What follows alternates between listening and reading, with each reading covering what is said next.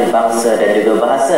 Kenapakah usaha untuk memartabatkan bahasa-bahasa tempatan ini? Dan juga hari ini topik menarik, kita akan mengenai warisan seni di Sarawak, iaitu gendang. Kalau nak tahu lebih lanjut, kenalah setia bersama kami selepas ini dalam Nan Rindu.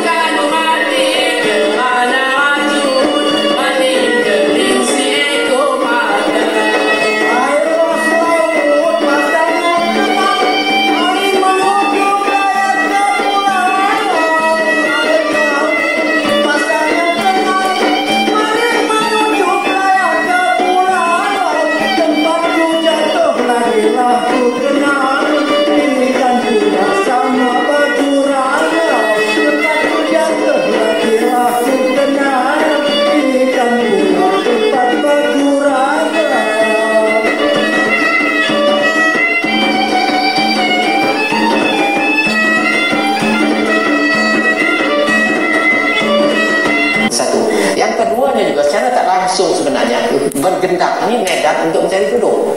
Dulu memang amat sukar orang muda-muda seperti kata cikgu tadi, zaman muda tangtarnya tu untuk bertemu begitu mudah. Sekarang ni mudahlah, ada telefon semua kan. Dulu hanya medan bergendang dah bertemu, dan di situlah mereka mula mengikat tali percintaan. Ada pengalaman juga tu. Mungkin ada lah. Asyik saya gendang ni.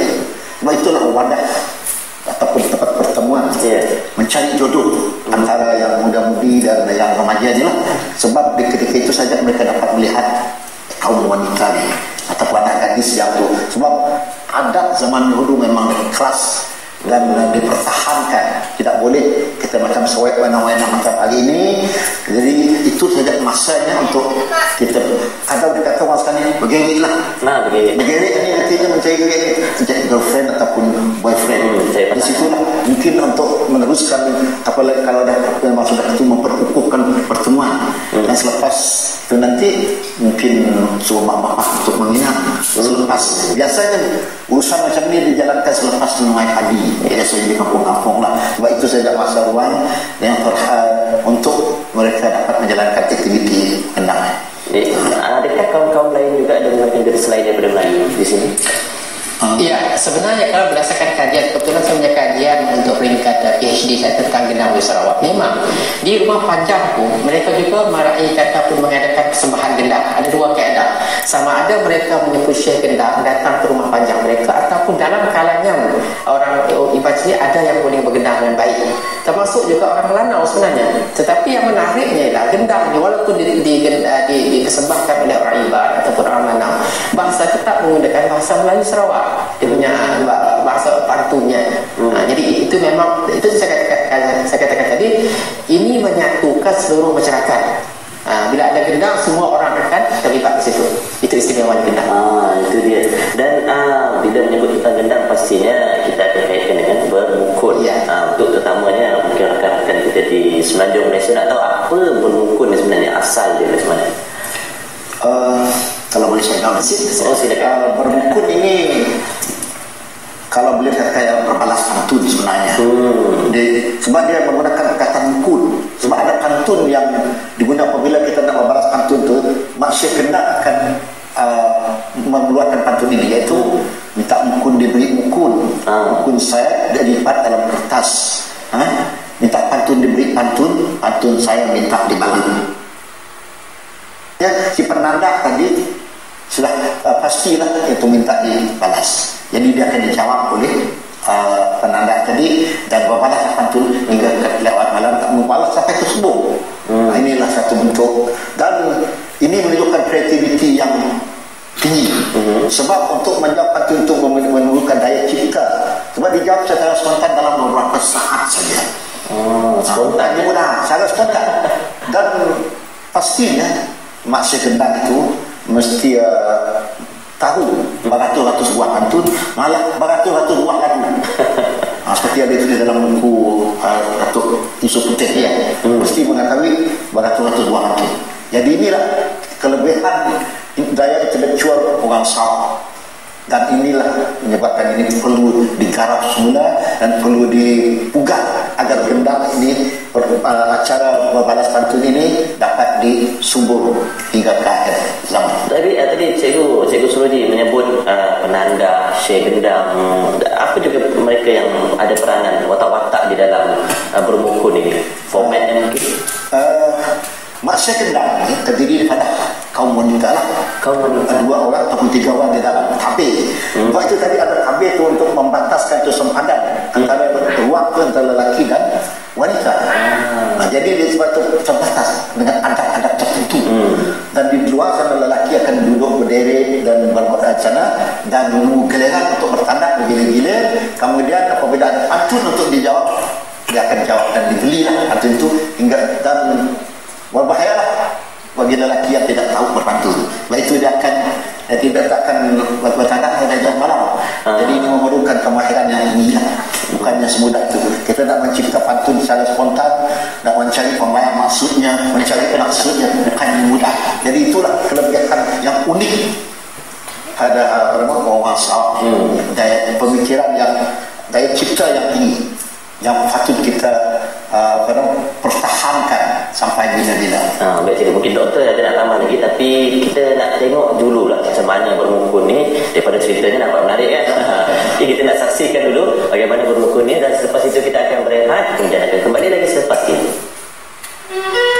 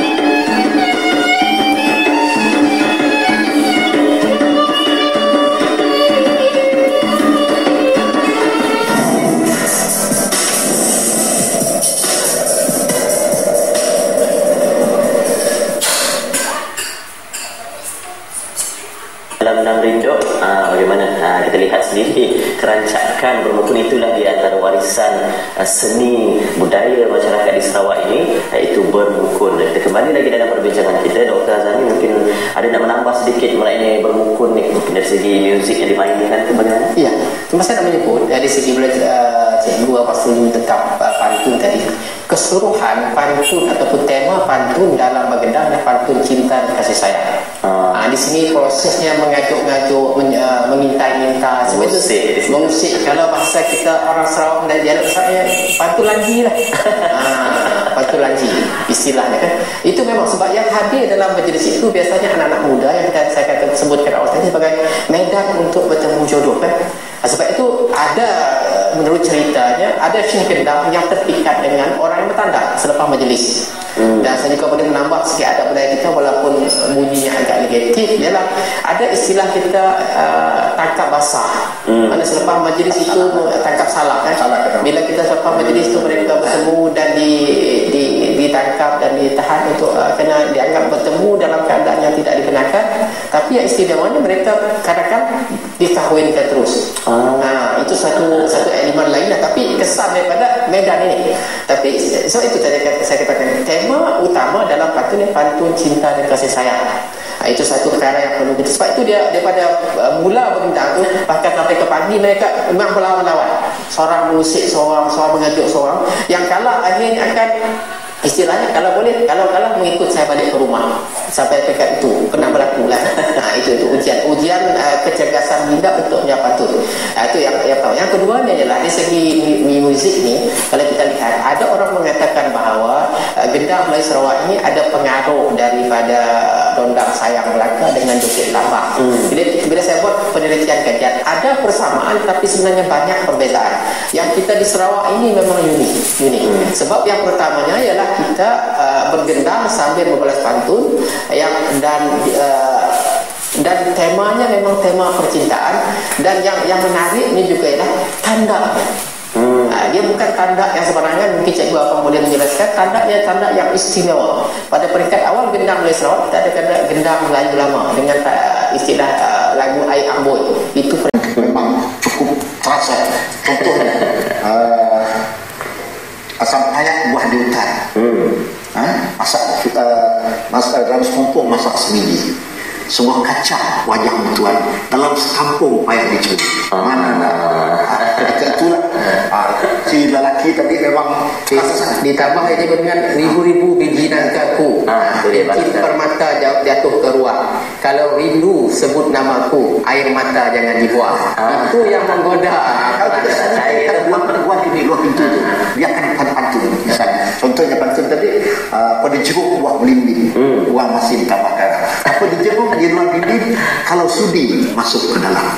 Masya Allah. Jadi ketika itu memang perasaan itu memang berkobar-kobar. Apatah lagi kalau di dalam tabir itu tadi ada buah hati kekasih sayang. Ditambah lagi kain sindai dilipat-lipat, lipat nari di atas peti. Kalau pandai tuan memikat, burung terbang menyerah diri. Situasi dia pula. Kalau lelaki itu tidak itu, padahal lagi kecil. Dia memang kata-kata di sini. Kecil-kecil pengayau bibi, pakai berkayu tebing seberang. Kecil-kecil dia nak lagi, tak kita beli kelambu jangan. Jadi inilah kadang mungkin racak jauh sampai jauh berbalan, malah kadang-kadang sampai ke siang. Jadi kalau dah siang tu, lepas subuh tu ditutupkan itu rumah tu kain dan sebagainya dengan langsir dan sebagainya supaya nampak macam malam. Tak diteruskan. Begitu sekali peranan fungsi gendang pada satu ketika dulu. Tapi pantun di situ cikgu, adakah harus menggunakan bahasa Sarawak ataupun bahasa Melayu? Bahasa Sarawak saja. Dicampur-campur aduk dengan bahasa Melayu baku dia juga. Sebab dia tak sepenuhnya dapat menggunakan bahasa Sarawak saja. Untuk keindahannya lah. Dan lagu-lagu tu macam-macam lagu yang boleh digunakan lah. Lagu Melayu lama tu ada macam lagu Samsudin, lagu Labuan, asam payah. Jadi menyubuh dan banyak tu buat jenis lagu. Dia boleh dihafal oleh pihak tukang gendang tadi, Syekh Gendang. Sebab itulah memerlukan kemahiran yang hafal, dia tak merujuk diri. Tak itu memang dah. Dan dibuat cara kata tadi secara spontan. Inilah kelebihan pantun Melayu Sarawak. Dan aturan pantun itu seperti pantun Melayu biasa. Dia nakunya rima ya.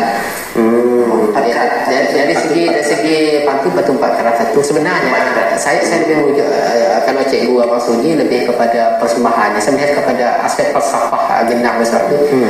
Bukan setakat kita nak berhibur, tapi ada adab dan peraturan perlu dipatuhi dalam bergendang ni. Yang pertamanya paling umum, kita tak akan buat pada hari malam Jumaat dulu.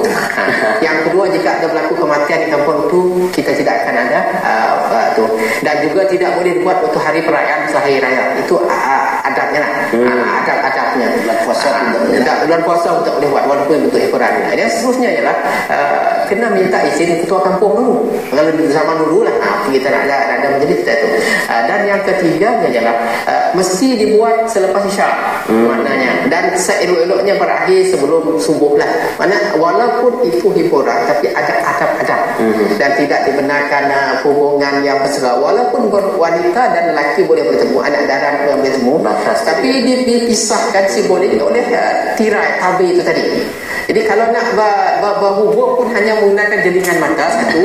Yang kedua, bila dia bernaik bertanggap, dia akan pantun, dia akan istilah Sarawak kita kemen dengan tu. Kita tuju buat hati. Mungkin si baju merah, si baju gadung, guguk jantung pun melihat wajahmu, jadi akan faham.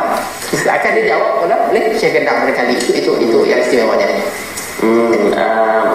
Mengenai berbuku ni, bagaimana ketika ini mungkin ada pesta ataupun yang diraihkan untuk pameran gendang dan sebagainya, adakah diadakan ketika ini? Okey, saya jawab. Dari segi organisasi kami di Jabatan Kerajaan di Bintang, memang kita ada usaha untuk mengekalkan seni warisan yang sangat bernilai ini. Dan kita tahu bahawa bergendang tidak lagi popular dan tidak lagi dipersembahkan di kampung-kampung sebagaimana telah berlaku 30-40 tahun yang lampau lah. Sekarang ni gendang hanya dipersembahkan dalam menjadi sepetu.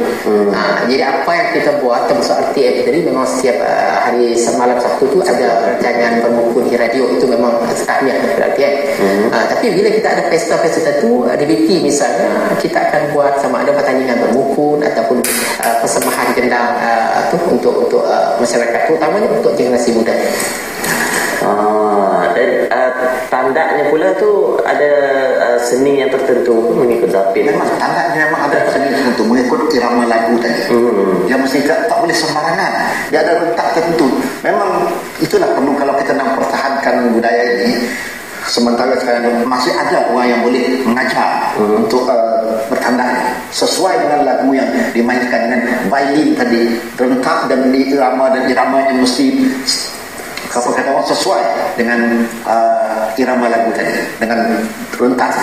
Jadi tak bolehlah kata sembarangan macam lagu rock dan sebagainya, tak boleh.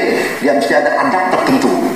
Dan tak boleh sembarang kita nak memotong tanda tu dari bawah, tak boleh. Tak boleh, ada peraturan. Kalau tidak jadi baik tu jadi gaduh. Jadi ini ada adab untuk kita ni orang Melayu ni penuh bersopan santun. Dia tak boleh dia menjaga adab ni. Kadang-kadang kata perempuan tadi kan, zaman pernah saya jumpa dulu zaman tahun 60-an, awal 60-an, kalau kita nak wang darurat pun ataupun para gadis untuk hadir dalam jenis bergendang tu, orang akan pergi kata orang dijemput dari rumah ke rumah. Orang yang diberi amanah untuk menjemput ke majlis tu, kemudian balik nanti pun dihantar juga, takut berlaku sesuatu yang tidak diingini. Begitu sekali mereka mempertahankan adab. Sebab itu nanti kalau berjumpa kata kita dating akan ditangkap salah.